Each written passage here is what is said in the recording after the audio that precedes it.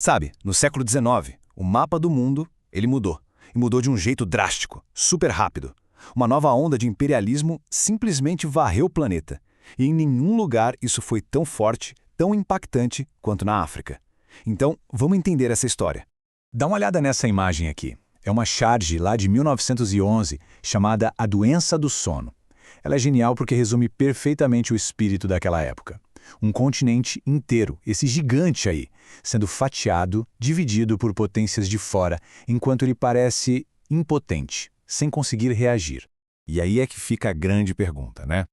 Como é que, num piscar de olhos, do ponto de vista histórico, um continente com milhares de culturas, reinos, sociedades, foi completamente redesenhado por outras nações? É esse quebra-cabeça que a gente vai montar agora. Para a gente entender como isso foi possível, primeiro a gente precisa dar um passo atrás e olhar para o cenário global da época. Era um mundo em plena ebulição, sabe? Movido por novas forças econômicas, novas ambições políticas. A palavra-chave para tudo isso é imperialismo. Mas não é qualquer imperialismo não. A gente está falando de um fenômeno bem específico do finalzinho do século XIX. Nações industrializadas usando seu poder para criar impérios gigantescos e, no processo, criar uma relação de dependência que ia mudar o mundo para sempre. Agora, o que é muito legal de ver aqui é a diferença do colonialismo mais antigo para esse novo imperialismo. O foco geográfico mudou, saiu das Américas e foi para a África e para a Ásia. O objetivo também mudou. Não era mais só buscar ouro e prata. Agora a busca era por matéria-prima para as indústrias e, claro, por gente para comprar os produtos dessas indústrias. E um motor por trás de tudo isso, o capitalismo industrial. Então, o ponto principal é que essa expansão toda não foi por acaso. Ela foi empurrada por necessidades bem concretas, entende? Tinha muito dinheiro sobrando que precisava ser investido. As fábricas precisavam de recursos que não tinham na Europa, como borracha, cobre, precisavam de novos mercados e, claro, tinha a briga de egos, a rivalidade enorme entre as nações europeias. E para justificar tudo isso, vinha uma conversa de missão civilizadora. Então, vamos ver mais a fundo como é que esse novo imperialismo se manifestou na prática, transformando toda essa teoria econômica e essa ambição política em controle de territórios de verdade.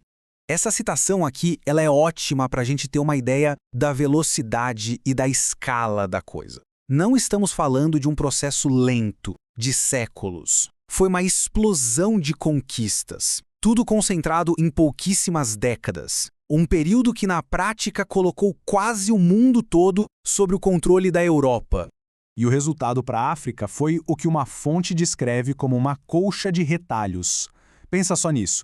É como pegar um mapa e costurar um monte de pedaços de pano, um de cada cor, sem lógica nenhuma, só pensando na conveniência de quem está costurando. Foi exatamente isso que fizeram com as fronteiras do continente. Essa competição maluca por território ficou conhecida, claro, como a Corrida pela África. E como toda corrida meio bagunçada, uma hora alguém teve que botar ordem na casa. Ou pelo menos criar regras para o jogo. E isso nos leva a um evento fundamental.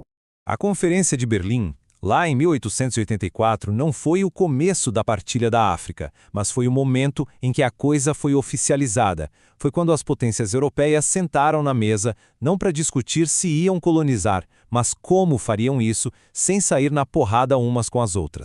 A linguagem usada no documento oficial é impressionante. Fala em prevenir mal-entendidos, contestações. É uma linguagem de escritório, burocrática, para um ato de conquista em massa. Isso mostra bem a mentalidade da época. As regras do jogo eram bem diretas. Para dizer que um território era seu, um país precisava mostrar uma ocupação efetiva. Ou seja, ter gente da administração, ter militar lá. Basicamente a regra era, achado não é roubado, quem chegar e controlar primeiro, leva. Eles também garantiram livre comércio e, numa ironia tremenda, reforçaram a proibição do tráfico de escravizados enquanto subjugavam milhões de pessoas.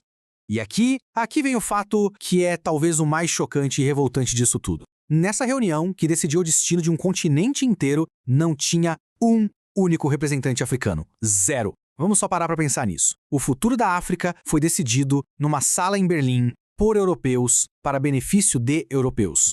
Claro que uma partilha feita dessa forma ia deixar marcas profundas, né? Então, vamos analisar agora as consequências disso. E, também um ponto muito importante, como os povos colonizados reagiram a essa dominação. As consequências foram terríveis. Pensa em fronteiras desenhadas com régua no mapa, sabe? cortando ao meio povos que falavam a mesma língua, que tinham a mesma cultura e forçando eles a viver em países diferentes. E, ao mesmo tempo, juntando sobre a mesma bandeira colonial grupos que eram rivais históricos. Isso foi plantar sementes de conflitos que duram até hoje. Mas, no meio de toda essa bagunça, de toda essa violência e desestruturação, uma coisa não foi destruída: o espírito de resistência. É fundamental entender que a dominação europeia nunca foi uma história de aceitação passiva. Muito pelo contrário, ela acendeu focos de resistência pelo mundo todo. A começar pela própria África, essa narrativa de conquista fácil é um mito completo. Sociedades como os Zulus e os Ashantes lutaram batalhas ferozes contra os invasores. E isso não foi só lá, foi um fenômeno global. A gente vê isso na China, com as guerras do ópio, na Índia, com uma oposição enorme ao domínio britânico. E essa resistência era complexa.